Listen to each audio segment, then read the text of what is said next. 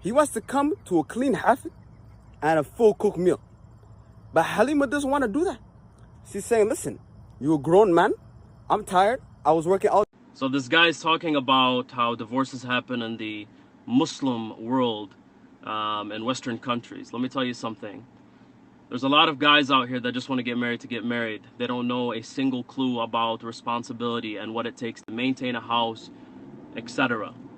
They believe that a woman is just supposed to sit there, cook for them, do everything for them, and they just go get the beef, put it on the table, that's it. No, it's not just about money in a relationship, in a marriage. It's more than that.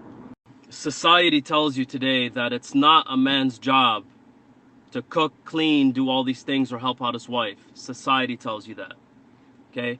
Being a Muslim, okay, the Prophet, peace be upon him, he used to cook, clean, do everything for his wife and help her out. Okay? It's not just about going to get money, working, and that's it. If you don't know the responsibilities of what it takes to get married and how to treat your woman, then don't. That doesn't make her a bad woman if she's coming back home from work and she's tired and she tells you to serve yourself. That doesn't mean she's a bad woman. That just means that you are not a fully developed man. She's not your maid, she's your wife. Remember that. She's not your maid, she's your wife.